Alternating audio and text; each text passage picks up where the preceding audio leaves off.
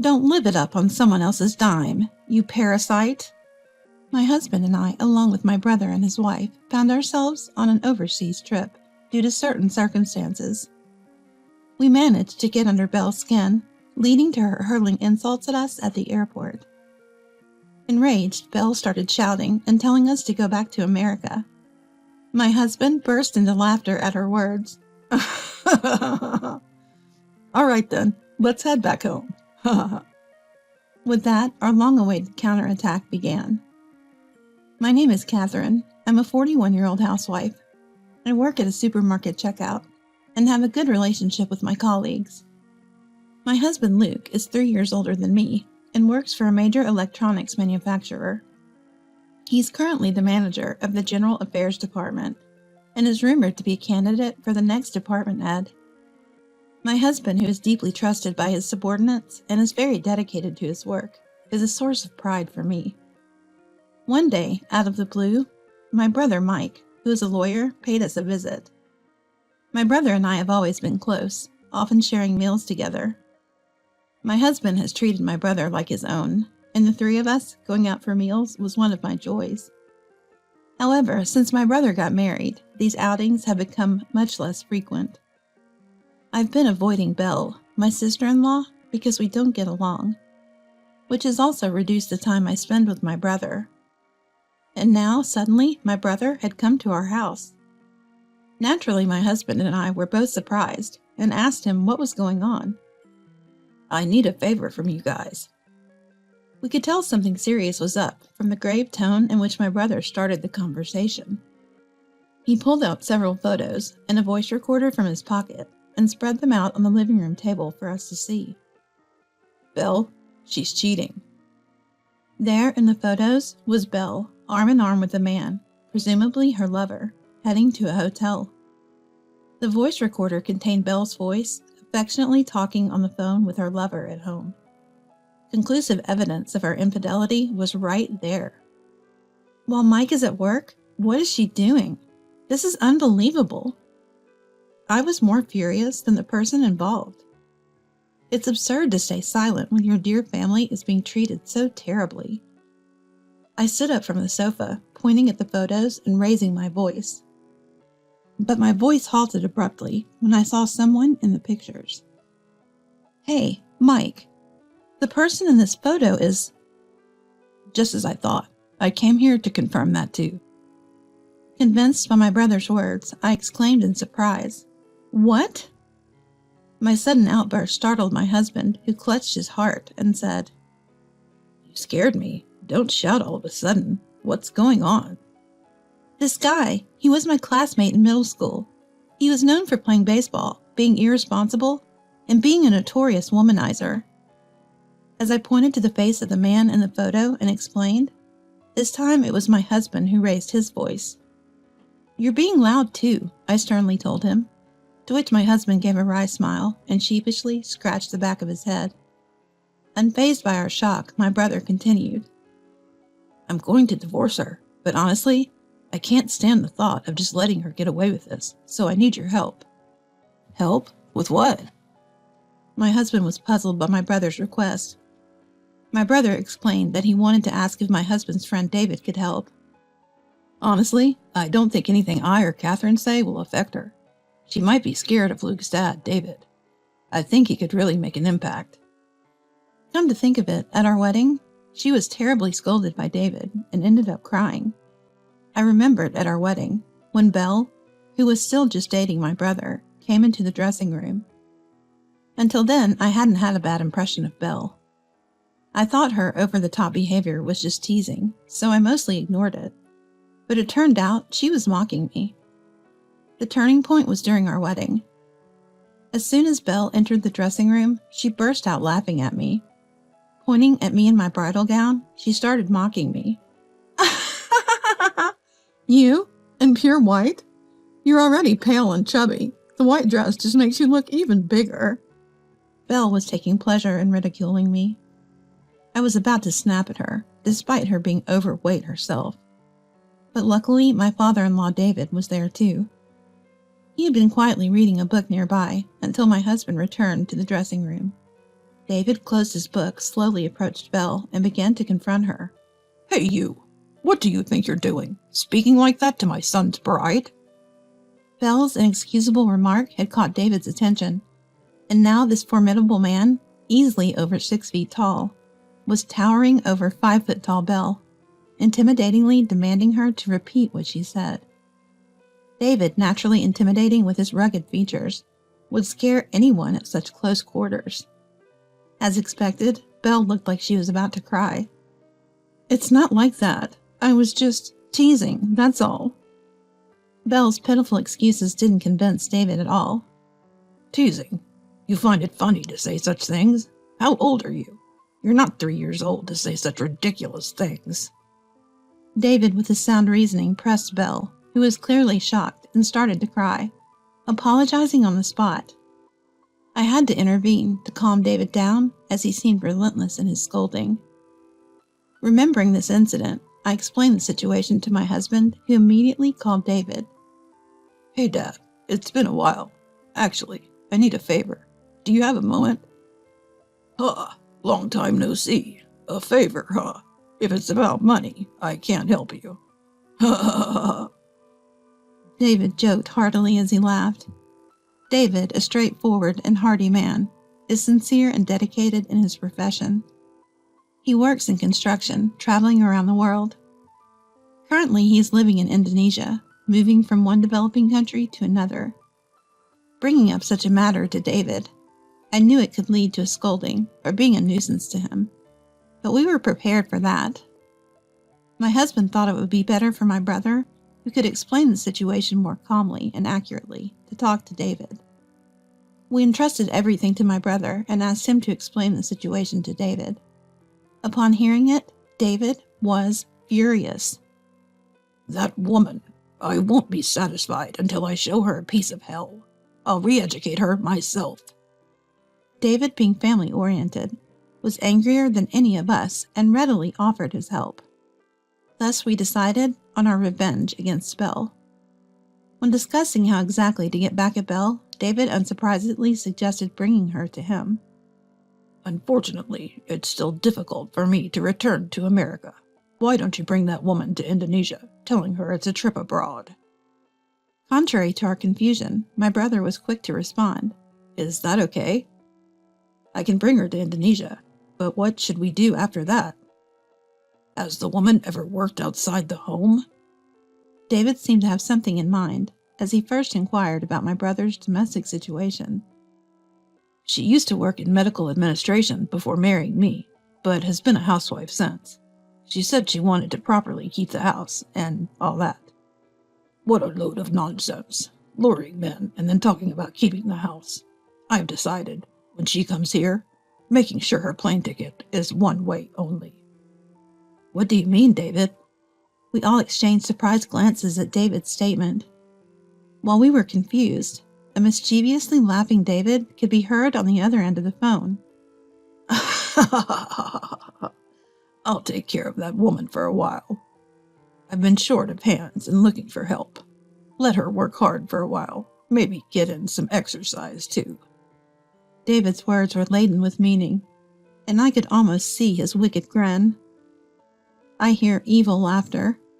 I swear never to make an enemy of this man, I thought to myself.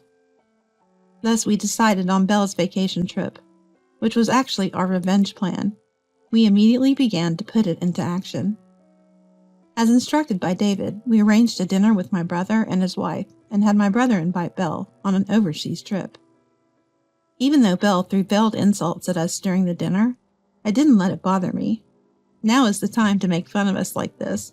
This is our last chance to mock us, I thought to myself.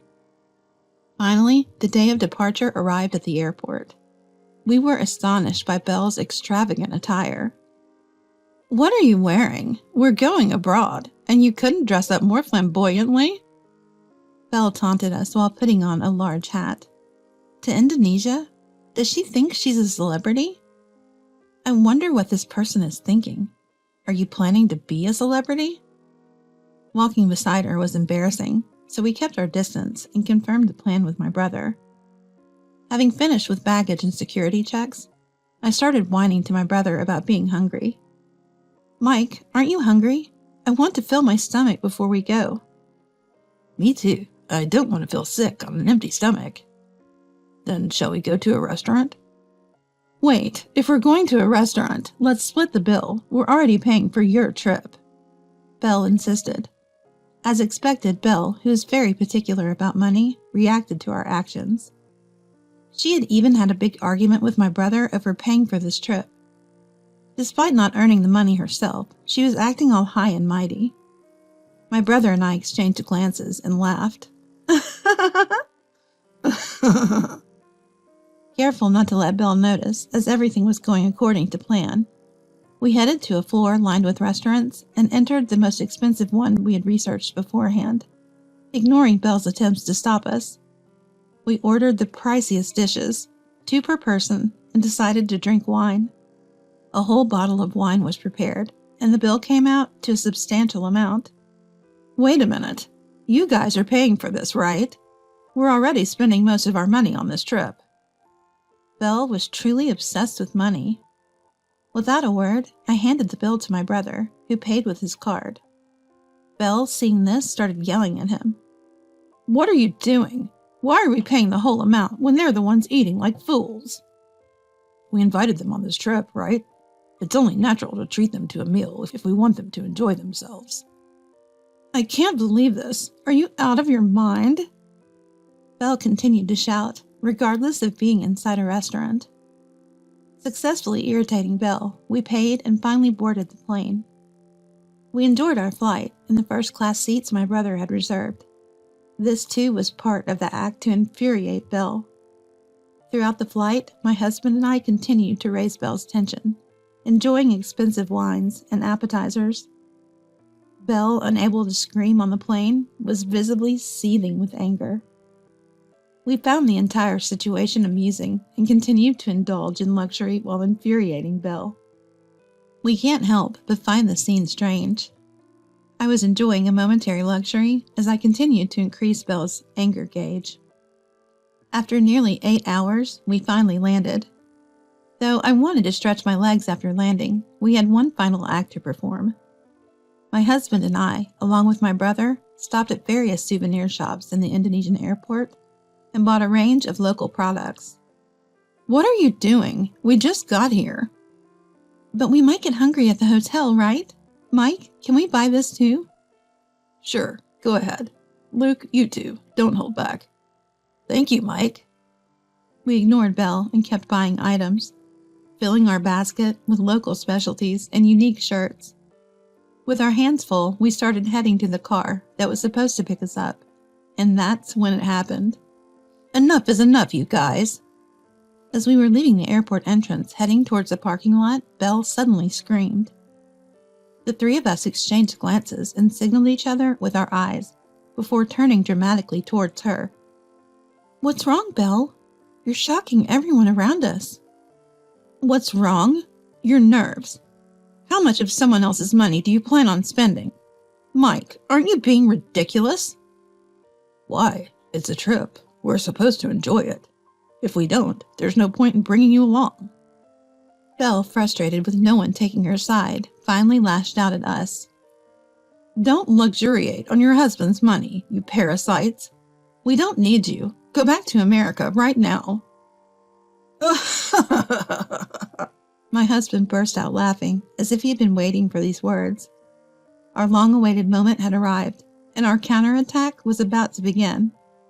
All right then, let's go back. Laughing at Belle's words, my husband and I turned towards the airport, pretending to leave. Go, go. You're in the way. We're staying. Just go back on your own, you beggars.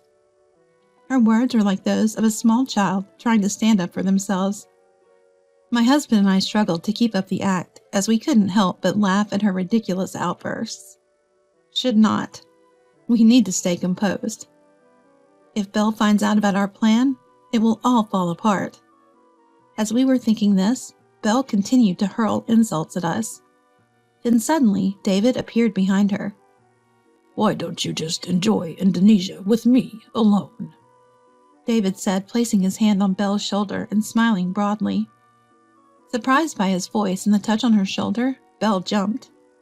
Recognizing the familiar voice, her face drained of color, and she slowly turned around, terrified. Seeing David, Belle screamed and involuntarily sat down. Her ridiculous reaction made everyone but Belle burst into laughter.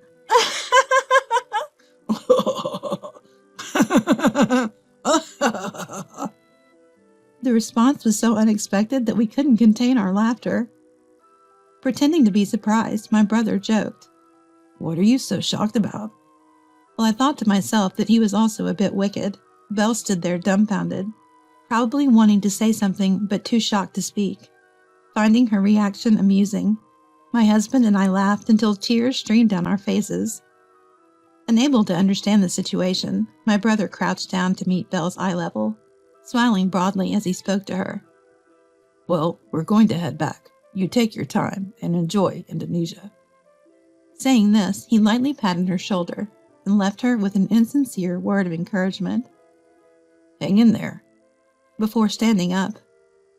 Unable to comprehend the words or the situation, Belle clung to my brother's leg, crying out, "Wait, please explain what's happening."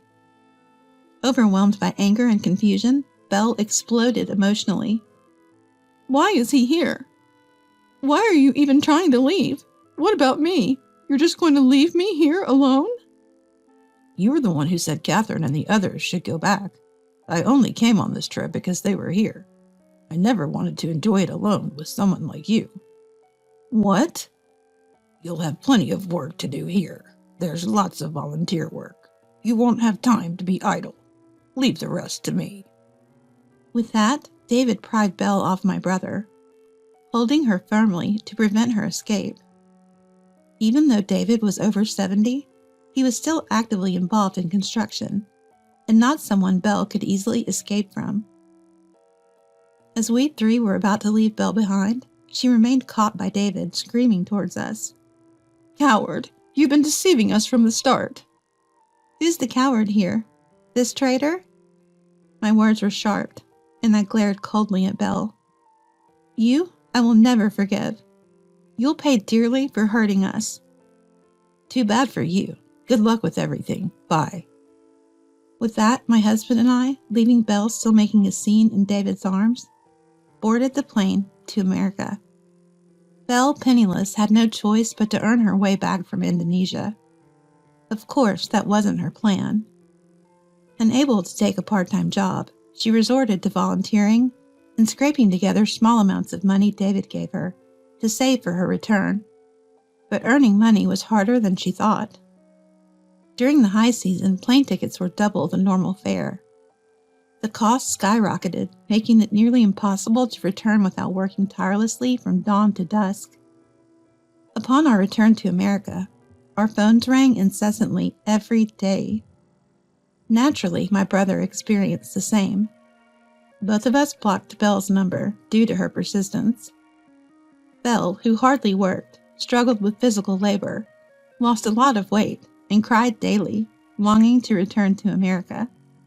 After nearly 3 months, as her visa deadline approached, David contacted her, signaling it was time to return to America.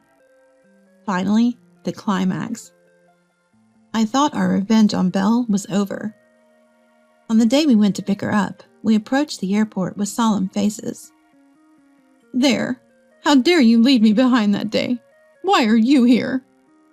Seeing Belle upon her return, she was thin and sunburnt from working outside, clearly showing how much she had been exploited by David. Her changed appearance made it obvious. We greeted her with smiles. Her anger at being abandoned surged, but her loud voice quickly faded into a whisper, because there was another person with us, my brother and my husband, and one more. "Belle, I'm sorry. Let's break up." To everyone's surprise, the person we brought was Belle's lover and my former middle school classmate. Actually, while Belle was in Indonesia, we had been in touch with him. Luring him to my house was easy, then confronting him with my brother was even easier. We laid out all the evidence of his affair and made sure he knew we were aware of his family. Do you understand the consequences if I take this to court? We cornered the lover.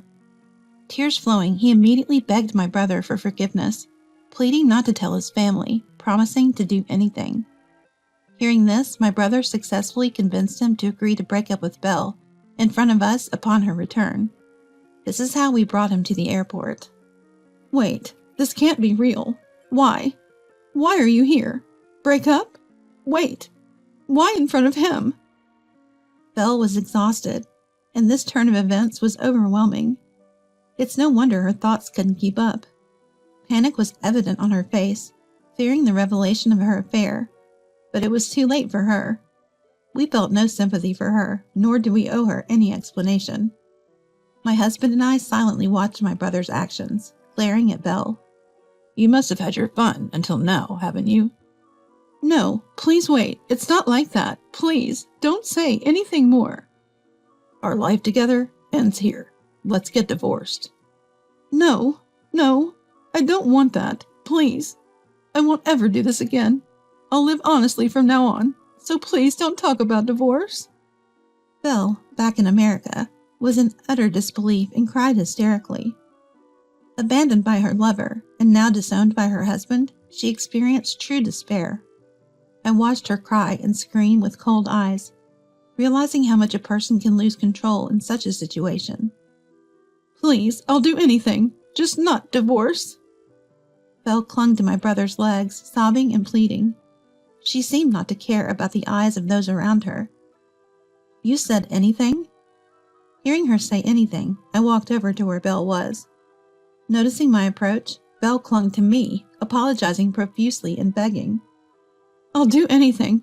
I'm sorry for everything I've done to you. Please persuade him not to divorce me. If anything means anything, then never show your dirty face to us again. Honestly, just seeing your face makes me sick. I spoke these harsh words to Belle, who was crying and begging, filled with all the resentment and hatred I had. Hearing this, Belle fell into deeper despair and was at a loss for words. After that, everything happened very quickly.